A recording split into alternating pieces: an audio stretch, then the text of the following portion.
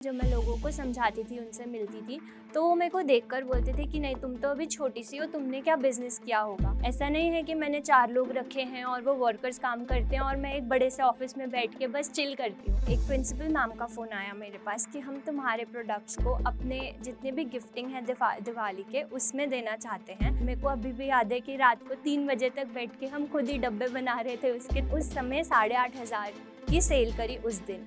और आज हम जून 2024 में हैं, जिसमें हम 20 लाख की सेल अभी तक कर चुके हैं।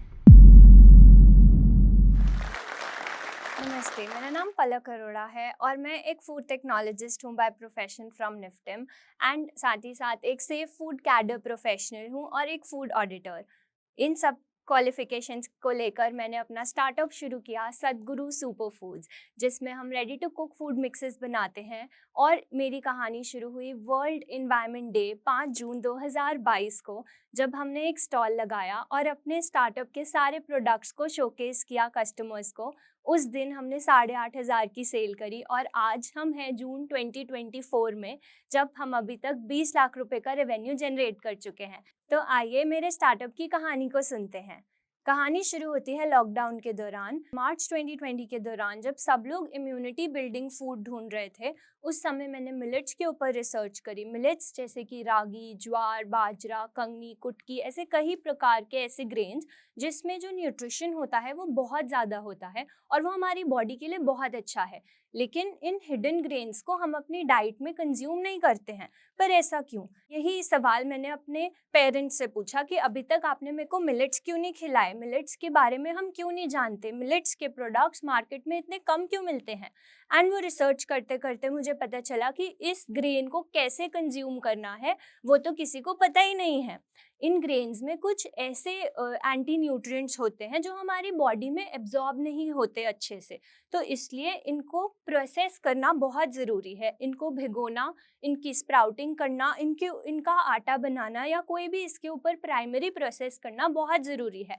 तो मार्केट में ऐसे प्रोडक्ट्स थे ही नहीं। मैंने मिलेट्स के ऊपर रिसर्च करी और साथ ही लेंटिल्स को उनके साथ फ्यूज़ करके, क्योंकि जो हमारी दालें होती हैं उसमें प्रोटीन बहुत हाई होता है और मिलेट्स में फाइबर और माइक्रो न्यूट्रिएंट्स बहुत हाई होते हैं। माइक्रो न्यूट्रिएंट्स जैसे कि जिंक, कैल्शियम, मैग्नीशियम, इन सब की मात्रा बहुत ज़्यादा होती है। तो जब हम मिलेट्स को और लेंटिल्स को साथ में लेके आते हैं तो हमारा एक न्यूट्रिशनली बैलेंस डाइट बन जाता है।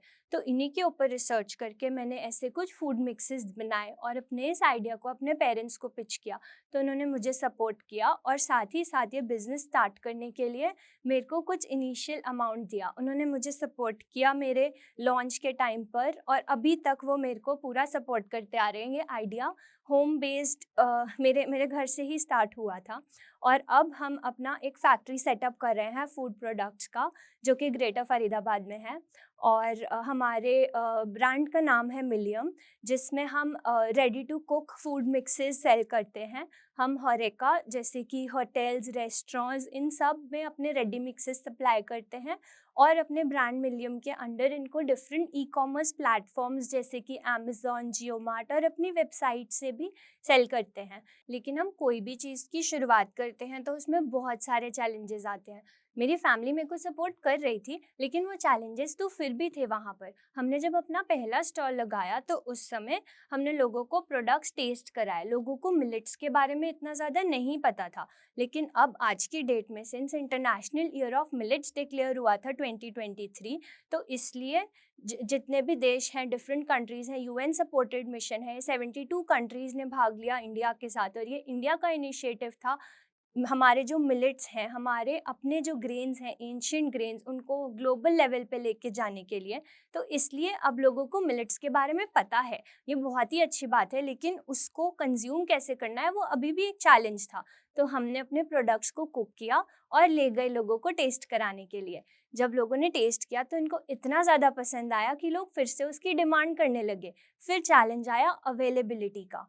कैसे हम रीच आउट करें अमेज़ॉन में या जियो मार्ट में या बिग बास्केट में, कैसे प्रोडक्ट्स अवेलेबल कराएं लोगों को। तो उस समय हमें गवर्नमेंट ने बहुत सपोर्ट किया।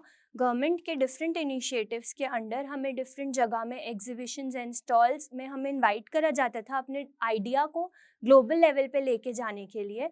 एंड उससे हमें कनेक्शंस मिले, नेटवर्किंग के द्वारा हम लोगों से कनेक्ट हो पाए कि कैसे हम डिफरेंट जगहों में लोगों को बता सकते हैं और अवेलेबल करा सकते हैं अपने प्रोडक्ट्स को।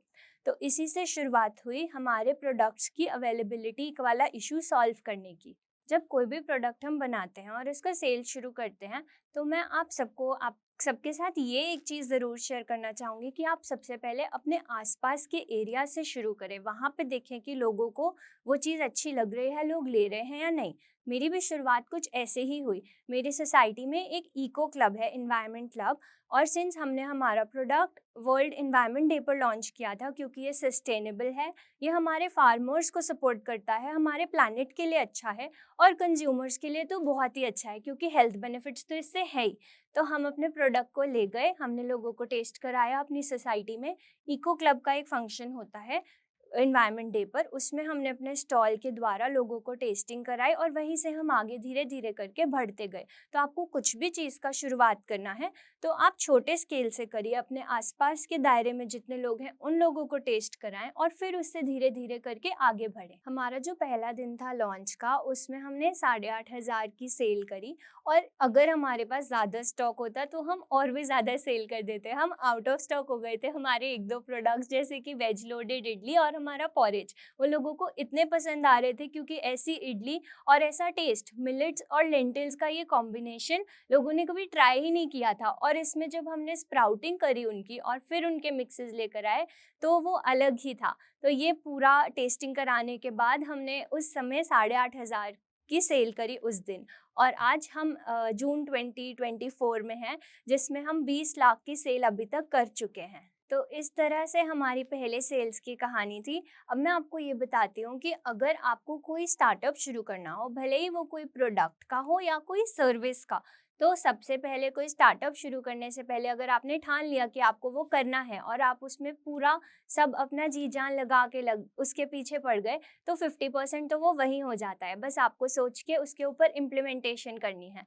एंड उसके बाद अगर आप कंसिस्टेंटली करते रहते हैं, डेली उस कार्य को करते रहते हैं अपने मेन मंजिल तक पहुंचने के लिए, तो वो डेफिनेटली सक्सेसफुल होगा। तो कंसिस्टेंसी इज़ द की, जिसमें आपको डेली लगे रहना है और अपने स्टार्टअप में बिलीव करके उसके ऊपर काम करना है। लेकिन इस पूरी जर्नी में बहुत सारे चैलेंजेस आते हैं।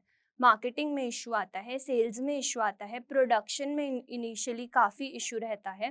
तो इन सब का अगर आप धीरे धीरे करते रहेंगे तो इन सारे जितने भी चैलेंजेस हैं उनका जवाब आपको खुद ही खुद मिलता रहेगा। भगवान जी आपके लिए रास्ता बना ही देते हैं। जैसे कि हमने अपना फर्स्ट डे से लॉन्च से फर्स्ट फाइनेंशियल ईयर हमने 3 लाख्स में क्लोज किया था। वो हमारा मार्केट रिसर्च था, जब हम देख रहे थे कि प्रोडक्ट मार्केट में चल भी सकता है या नहीं।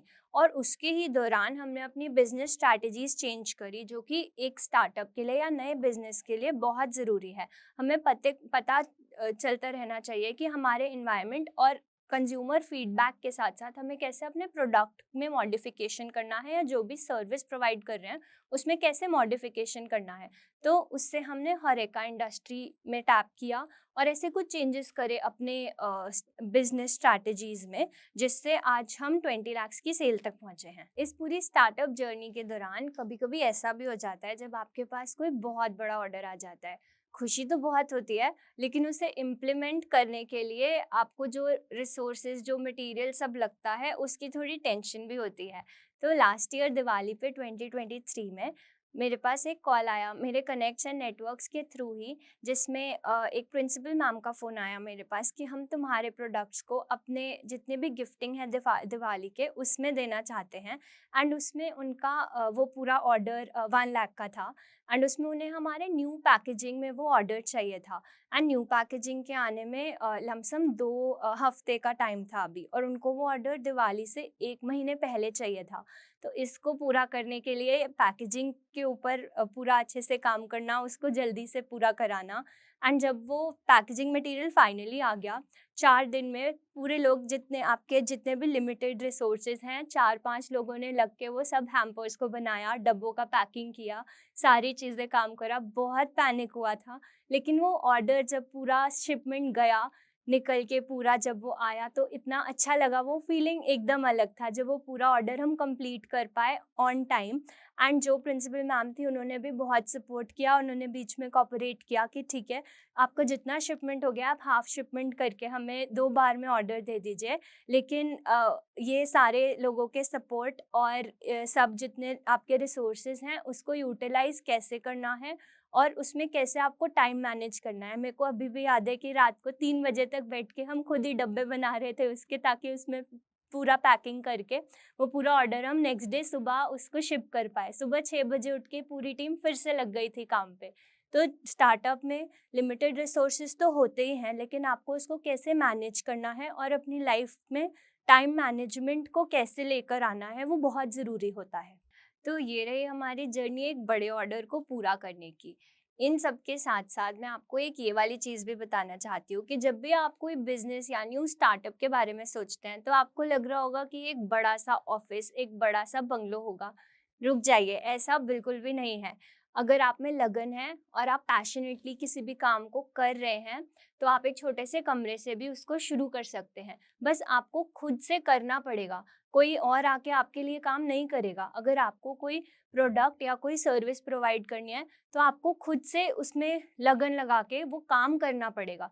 मैं खुद प्रोडक्शन में हेल्प करती हूँ, मैं अभी तक जो रेसिपी है वो मैं ही फॉर्मुलेशन करती हूँ, मैं खुद काम करती हूँ प्रोडक्शन में। ऐसा नहीं है कि मैंने 4 लोग रखे हैं और वो वर्कर्स काम करते हैं और मैं एक बड़े से ऑफिस में बैठ के बस चिल करती हूँ। स्टार्टअप में कभी भी आप चिल नहीं कर सकते, आपको 24/7 अवेलेबल रहना होता है और अपने आइडिया पर हर समय काम करते रहना होता है, वो बहुत ज़रूरी है। तो ये बिल्कुल भी ज़रूरी नहीं है कि आप एक शानदार से ऑफिस को लीजिए और फिर अपने बिजनेस को शुरू करिए।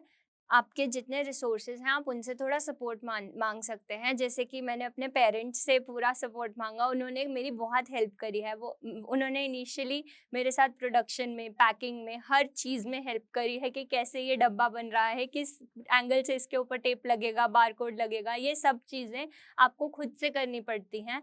एक आलीशान ऑफिस में बैठ के ये सब नहीं हो सकता। और एक चीज़ और मैं आप सबके साथ शेयर करना चाहूँगी कि आजकल के ज़माने में एक लड़की का फाइनेंशियली इंडिपेंडेंट होना बहुत ज़रूरी है।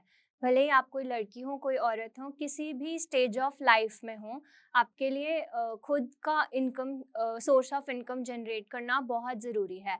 एंड मैंने जब ये चीज़ की शुरुआत करी थी, मैं जॉब की तरफ भी जा सकती थी एंड एक हाई इनकम सैलरी ले सकती थी। बट मेरा जो विज़न था लोगों को हेल्दी खाना खिलाने का एंड लोगों को ये बताने का कि कितने सारे न्यूट्रिशियस चीज़ें हैं हमारे देश में, भारत में इतना कुछ है जो हमें हेल्दी रख सकता है, लेकिन हम उनको भूलते जा रहे हैं। इसलिए जो भी लाइफ़स्टाइल डिज़ीज़ेज़ हैं जैसे कि diabetes, hypertension, kidney disorders, cancer, ये सब जो भी डिजीज़ेज़ हमारे लाइफ का पार्ट बन गए हैं, ये ऐसा नहीं करना है। हम diabetes capital of the world हैं, ये कोई अच्छी बात नहीं है, इसको चेंज करना है। इस चीज़ में बदलाव लाना है। अगर हम सब लोग मिल के अपने हाथ जोड़ेंगे और साथ ही हेल्दी फूड की तरफ स्विच होंगे, तभी हम कोई बदलाव ला सकते हैं। जब भी हम कुछ नया शुरू करते हैं तो चैलेंजेस तो सब में ही आते हैं। मैंने अपने थोड़े से चैलेंजेस शेयर करे, लेकिन कुछ और चैलेंजेस मैं आपके साथ शेयर करना चाहूँगी जो शुरुआत में मुझे आए और हो सकता है कि आपको भी आए।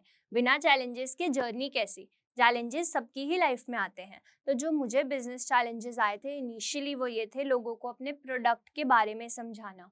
मिलेट्स की अवेयरनेस बहुत कम थी उस समय, लोगों को नहीं पता था मिलेट्स क्या होते हैं। रागी, ज्वार, बाजरा में से सिर्फ बाजरा पता था, क्योंकि वो लोग पिजन को खिलाते थे तो उनको पता था चिड़िया को डालते हैं तो इसलिए ये खाना है। बट उनको ये नहीं पता था कि उनकी बॉडीज़ के लिए वो उससे भी ज़्यादा अच्छा है, उसमें आयरन काफ़ी हाई मात्रा में होता है। और हमारे देश में 50% लड़कियाँ अनीमिक है, क्योंकि हम अपने ही देश के खान पान को सही तरीके से नहीं खाते हैं, हमें पता ही नहीं है कि हमें अपने रिसोर्सेज को कैसे यूटिलाइज करके हेल्दी रहना है। तो ये एक चैलेंज था सबसे बड़ा, लोगों को समझाना कि कैसे आप मिलेट्स को, जैसे कि रागी, ज्वार, बाजरा और लेंटिल्स जो हमारी दालें हैं, उनका फ्यूजन करके आप कैसे एक हेल्दी मील और एक हेल्दी डाइट लेके आ सकते हैं अपनी लाइफ में।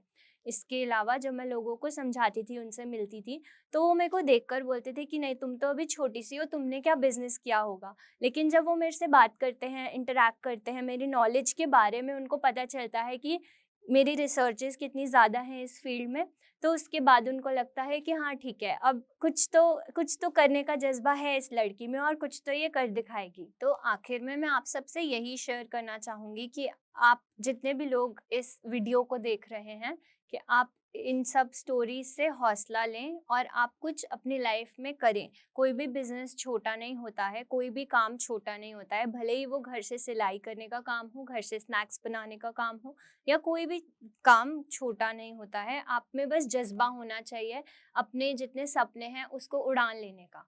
तो आप अपने आप पे यकीन रखिए, और जो भी चीज़ आपने सोची है कि आप ये कर सकती हैं या आपका ये बहुत अच्छा स्किल है, तो इसे सिर्फ अपने घर तक सीमित ना रखें, उसे बाहर की दुनिया में लेके जाएं, क्योंकि इंडिया आगे काफ़ी ज़्यादा प्रोग्रेस कर रहा है। और अभी अगर हम सिर्फ फूड प्रोसेसिंग सेक्टर की बात करें तो हम 13% ऑफ द जीडीपी कंट्रीब्यूट करते हैं। अगर ऐसे ही हम धीरे धीरे सब लोग मिलके अपने घर में जो हमने सीमित रखी हुई हैं अपनी एक्टिविटीज़, उसको बाहर लेकर जाएंगे, तो हम पहले नंबर पे भी आ सकते हैं। Thank you.